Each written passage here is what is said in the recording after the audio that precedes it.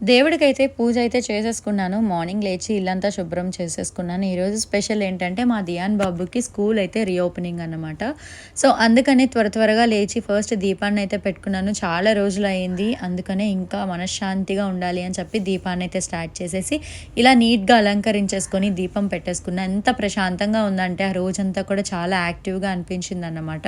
So, ఎంత లేట్‌గా వచ్చిన నైట్ మార్నింగ్ లేచి ఆ పూజ చేసుకుంటే ఎంత బావుంటుందో ఫీలింగ్. ఇంకా దియాన్ అయితే ఫాస్ట్‌గా రెడీ అయిపోయాడు.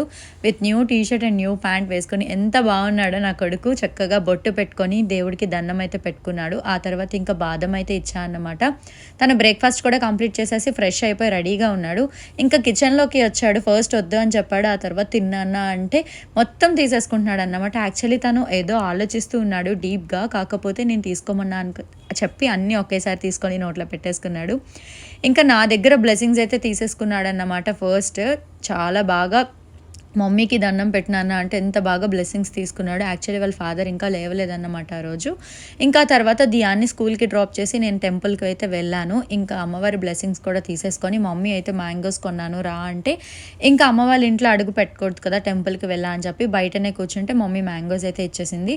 ఆ తర్వాత ఇంటికి రాగానే పోపుల డబ్బాలు ఇవన్నీ చేంజ్ చేస్తూ ఉన్నా అన్నమాట. వీక్లీ వన్స్ అది క్లీన్ చేసుకున్నప్పుడు ఇలా షిఫ్ట్ చేస్తూ ఉంటాను.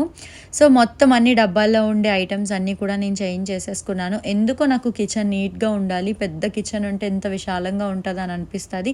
మరేం చేయలేం కదా! అప్పుడప్పుడు ఇలాంటివి కూడా మనం అడ్జస్ట్ అవుతూ ఉండాలి కాబట్టి నేనైతే ఇంకా నీట్‌గా బాక్సెస్‌లో పేర్చేసుకొని ఇలా ఒక ట్రేలో పెట్టేసుకున్నా అన్నమాట. మరి మీరు కూడా ఇంతే హైజీన్‌గా ఉంచుకోవాలని ఇష్టపడతారా? యాక్చువల్లీ కామెంట్స్ అయితే నాకు పెడతారు ప్లాస్టిక్ కన్నా గ్లాస్ యూజ్ చేయండి అని. మేబీ నెక్స్ట్ టైం కంపల్సరీగా నేను గ్లాస్‌వే తీసుకుంటాను జార్స్ అనేవి. ఈలోపు పొటాటో కర్రీ చేస్తుంటే గ్యాస్ అయితే మధ్యలో అయిపోయిందన్నమాట. ఈరోజే కొత్త సిలిండర్ రాగానే నేనైతే అక్కడ డేట్ వేసేసుకున్నాను. ఇంకా పొటాటో ఫ్రై కూడా చేసేసాను.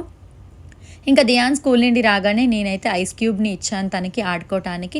యాక్చువల్లీ ఇది ఫేస్ రోలర్ ఫేస్‌కి యూజ్ చేస్తా. కాకపోతే దియాన్ ఏంటంటే అది చూడగానే ఆడుకోవడానికి ఇష్టపడతాడని చెప్పి, ఇంకా తింటాడు కదా అని చెప్పి ఇచ్చేసా. ఇంకా ట్యూషన్‌కి వెళ్ళిన తర్వాత నా బాబు అయితే నా కోసం ఆకలి వేస్తదని చెప్పి మమ్మీ రవ్వ లడ్డు చేస్తే పైకి తీసుకొని ఇచ్చాడు. అంతే. ఈ వీడియో నచ్చితే ఒక లైక్ చేయండి.